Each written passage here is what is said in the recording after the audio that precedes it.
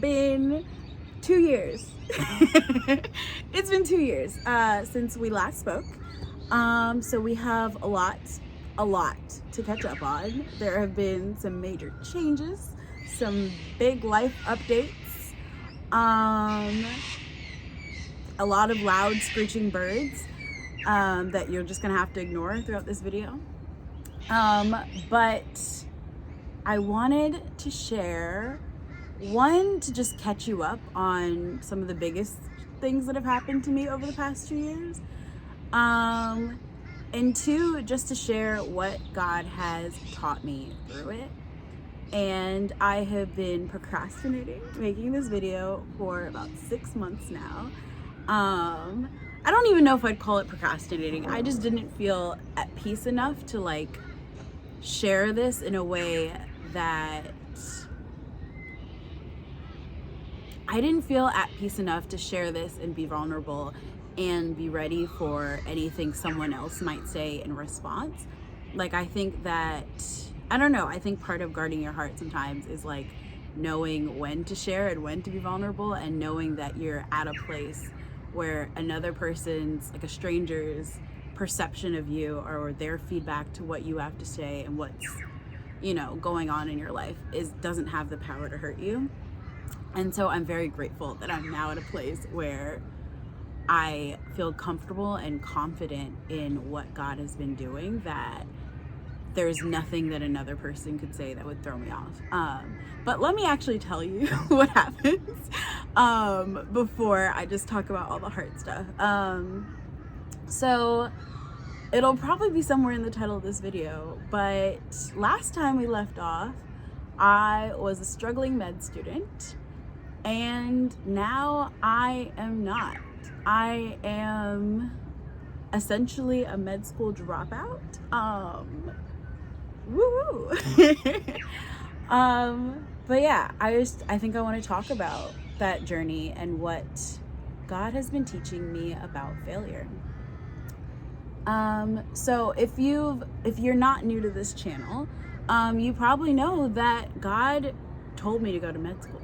Like, even now that I am no longer in med school, I can say with 100% confidence that about 7-8 years ago, before it was ever my own desire, my own want, my own anything to go to med school, God put that on my heart, and He did a lot of miracles to get me in a position where I was a healthy applicant for med school, and show me what med school to go to and apply to, and put me in the position where I'd be brave enough to move to Australia for 2, now 3 years, to go to this school and meet all the people I met and be able to build the kind of relationships and friendships I built with the people in med school, and to learn all the curriculum that I did learn in those 2 years of med school. So even with all this, I know that I was supposed to be there. But during my second year of med school, I got sick. I was fatigued constantly. Like, I could not sleep less than 12 hours a day. I would walk for 5 minutes and I would be out of breath. I just was really struggling with my health. And for a while, I thought it was my fault. I thought I was, you know, being lazy and just like not working hard enough, and how come all the other people are able to do this and I can't, and I'm struggling. But something that I'm really grateful for is being in med school helped me figure out what was wrong with myself, and if I had not been learning what I had been learning, I don't know if I would have gotten a diagnosis. I don't think I would have spoken to doctors who took me as seriously, and like, I wouldn't have had the language to communicate all that was wrong with me. So even just in that, like, I think it was a gift from God that I was even in that position. But yeah, I got sick during my second year and basically didn't thrive in the classroom because of it. And so I wasn't able to study for step 1, which is the big board exam that you take after second year. And so I had a leave from school for a year in order to have to retake it. And then I started getting better. I was able to get help. I still feel, I'll talk about, the diagnosis and all that at a later date. But I got a lot better. And so I was able to study for this exam for what was really the first time for me last year. And it still wasn't enough. Like, I gave it my all that I could at that time. And there's nothing, like, I think that a part of why I don't have any regrets about this whole experience is because I can look back and say that I gave it my all. I think that there's things that I know now that I wish I would have done, but with the information that I had at the time at every stage of this experience, I was giving it all that I could. And so I'm really grateful for that. But the story really starts, and what I really want to share today really starts at the end of this. So I had retaken the exam and I didn't pass, but I had the opportunity to appeal the decision.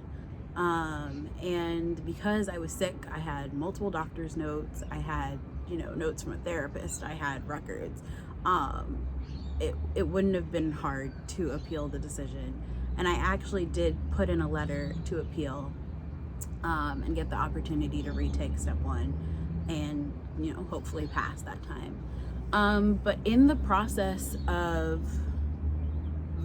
submitting the appeal letter and waiting for, the board to make a decision, I just started, that was the first period of my life that I was able to consider, like, what if I didn't go on? What if I didn't retake step 1? What if I didn't move on to my 3rd year of med school? What if I didn't become a doctor? And this was a really scary thought for me because, like I said, I knew that I knew that God had told me to come to this place. God had told me to come to the school. God had told me to go to medical school.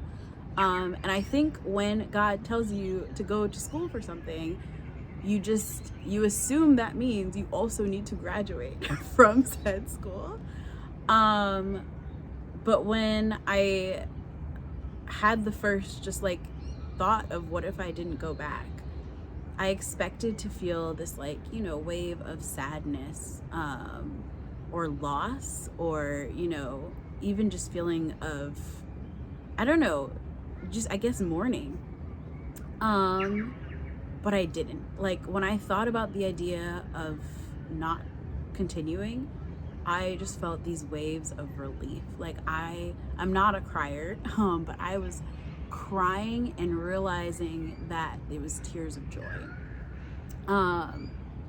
And so I had about a week to kind of make the decision if I wanted to retract my appeal, and take my school's offer, because my school offered that because I had completed about half of med school, I would be able to leave with a master's instead of a doctorate degree.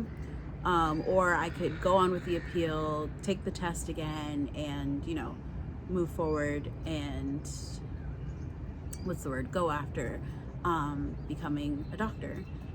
But here was my dilemma. I feel like the classic Christian story is like, I was going after something and God told me to do it, and it got hard and it was difficult, but I persevered, and in the end I succeeded and God got the glory.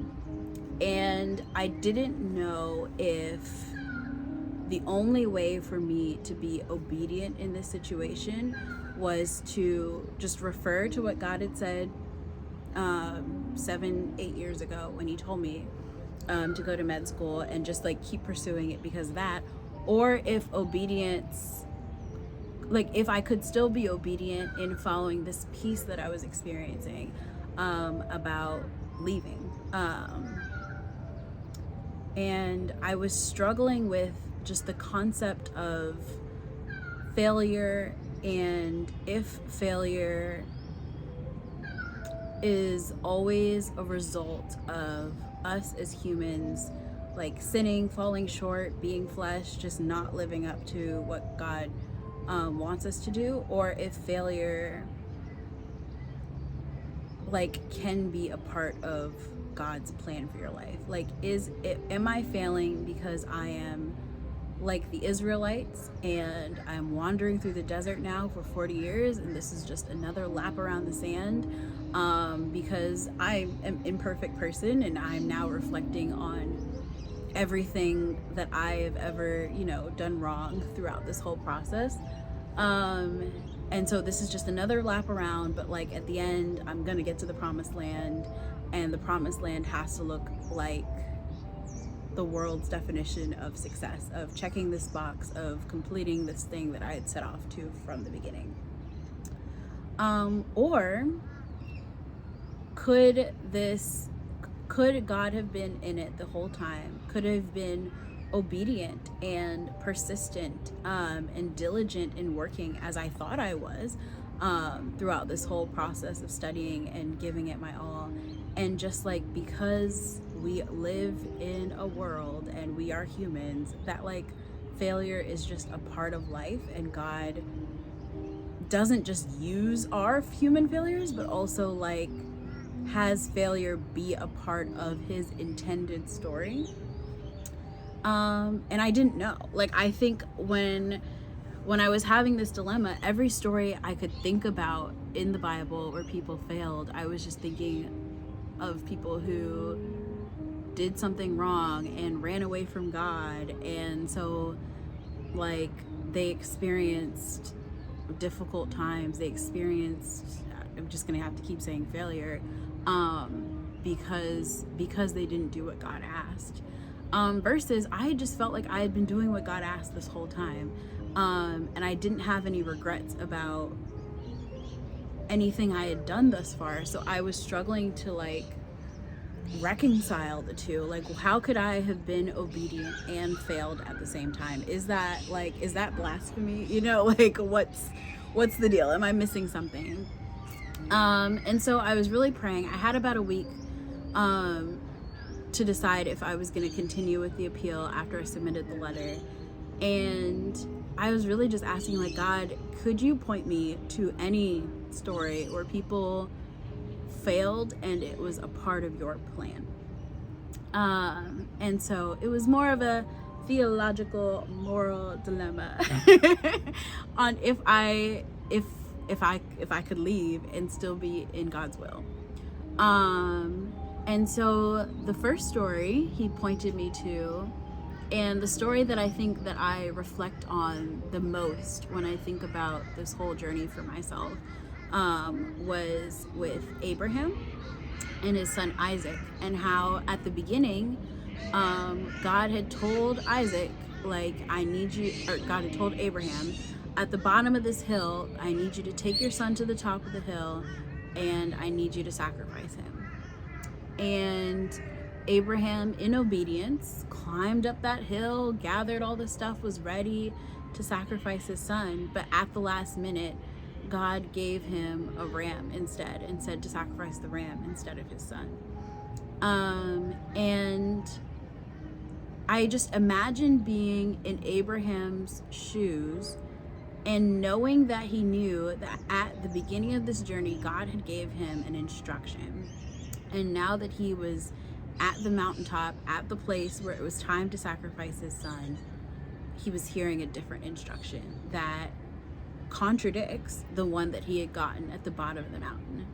And so I wonder if he felt how I was feeling, where if I don't sacrifice my son, if I follow the peace that is the thing I'd rather do, I'd rather kill the ram than my son. And am I now being disobedient to the instruction I got when I was at the bottom of this mountain when the journey began? And so from a very, like,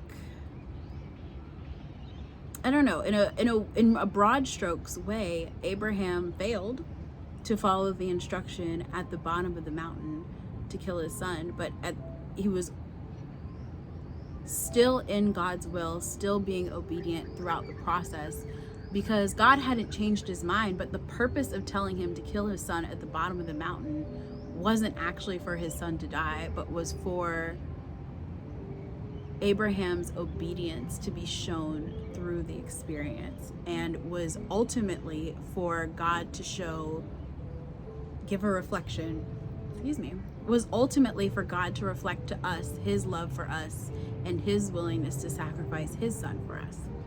So from Abraham's perspective, he's just thinking short term, I was supposed to go up this mountain and kill my son, but really God had so much more he was trying to get out of that whole experience. And so even though Abraham failed to do the task that he was given at the bottom of the mountain, like, God's will was done through that circumstance. I hope that made sense. But I continued looking. Later, Abraham's grandson, he wanted to marry Rachel. He worked for 7 years to get Rachel. He was diligent, he was persistent, he was in God's will. But when the wedding day came and the bride was revealed after they had consummated, it was her sister Leah. And so he had failed to marry Rachel, not out of his own moral failings, not out of lack of diligence, but just as a circumstance of life. He had failed to conquer the task that he had set out in the beginning. And so these are the stories I was gathering. But the biggest thing was, in my search, I found this like 15-year-old sermon that I'll have to link in this video, because I think this sermon has to go in the top 5 most life-changing sermons I've ever heard.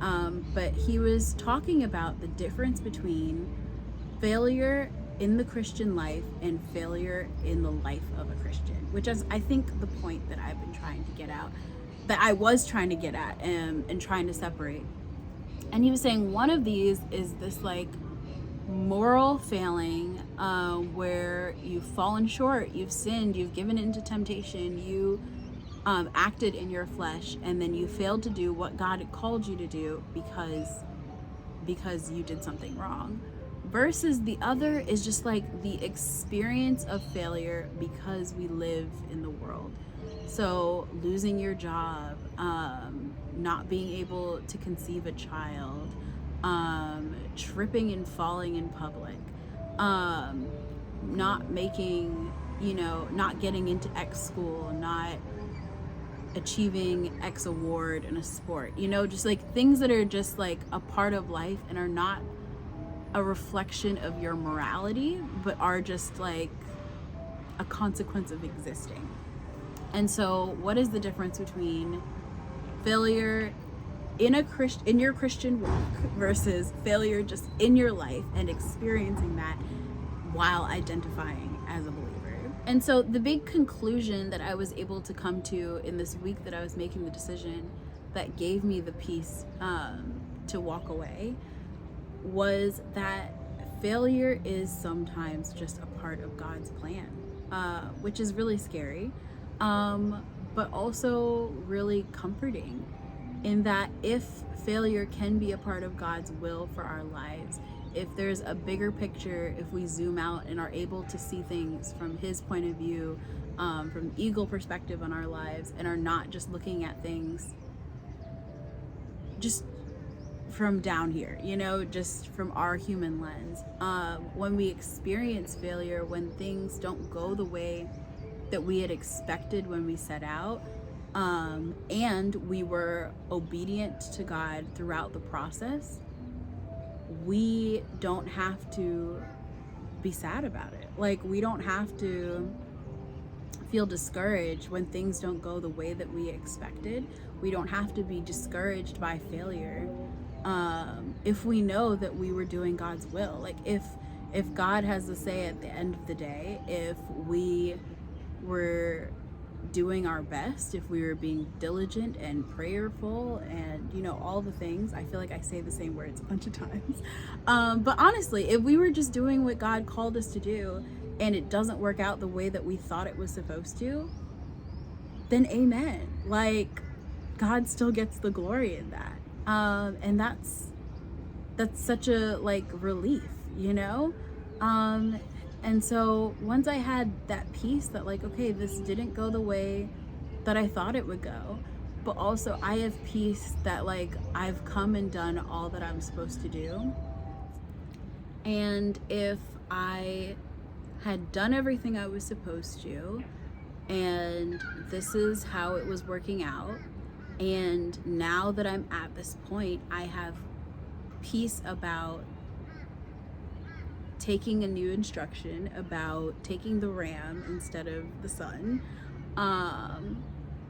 If I'm now feeling this release of this season that I was in, and feeling this like comfort that it's okay for me to no longer keep pushing to retake this exam and to go back to school and all this stuff.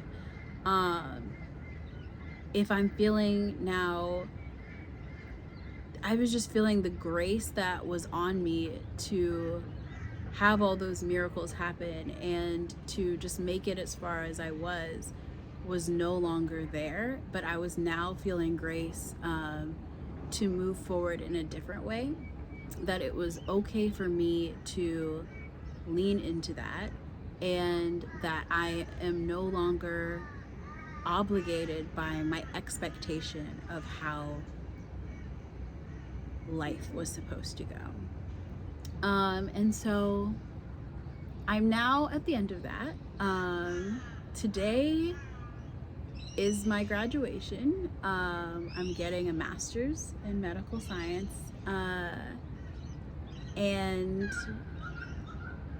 over the past 6 months since I felt release and was able to withdraw the appeal and move forward with the master's, I have gotten so much just reassurance from God that like this was always what was supposed to happen.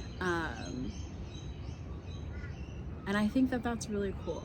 I still don't know like what I'm gonna be when I grow up.